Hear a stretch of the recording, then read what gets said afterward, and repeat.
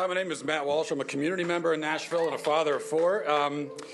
You and the school board have decided that our kids should go to school all day, every day, wearing muzzles like rabid dogs. I have listened to your arguments, and I've noticed that they're missing a few things, namely evidence, data, science, common sense, and basic human decency. You've presented no facts at all, so let me do that now. Here they are. COVID poses almost no risk to our kids at all. 4.2 million children have tested positive for COVID. A total of 0.008% of them have died. What about the flu? The CDC estimates that 480 kids died from the flu in the 2018-2019 season. That's more than have died from COVID in a year and a half. Now, did anyone on this board suggest at any point that year that kids wear masks? Did anyone in this room suggest that at any point anyone wear masks for flu, which again is more dangerous to kids than COVID? That's a fact. Now, do you know what it's called when you force your children to wear masks for fear of a virus that poses almost no threat to them? It's called child abuse. You want to look up a disease, look up Munchausen by proxy, because that's what this is.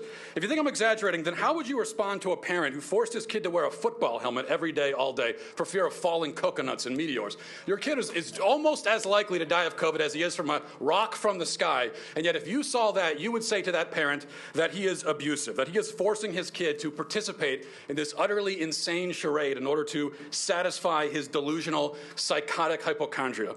Now, do any of you know what sort of psychological damage we do to children by forcing them to cover their faces, teaching them that the air is toxic, that everyone around them is sick?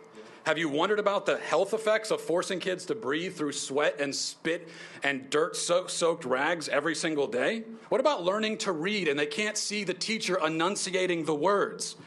What does it do to a child's developing immune system if he has to wear a mask all day, every day? You're satisfied to place this burden on children anyway. And why? It's not to keep them safe. They are safe. It's not to keep the adults safe. They can all get vaccinated if they want. No, you do it to make yourselves feel better and to protect yourselves politically. The child's mask is a symbolic security blanket for you, not them. It's a disgrace, and you should all be ashamed. Thank you for your time. If you haven't already had your coffee in the morning, that was it. That will rip your face off. That was Matt Walsh of the Daily Wire. He has a podcast.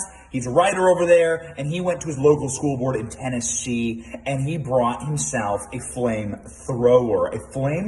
speech that burnt the building down. Wasn't it amazing to hear the parents screaming in the background with joy, with cheers, to have people stand up for our students, for our children? It's amazing. My daughter's right over here. She is going to live free. Us as parents are deciding to take back this country. It's amazing how we actually needed this little push.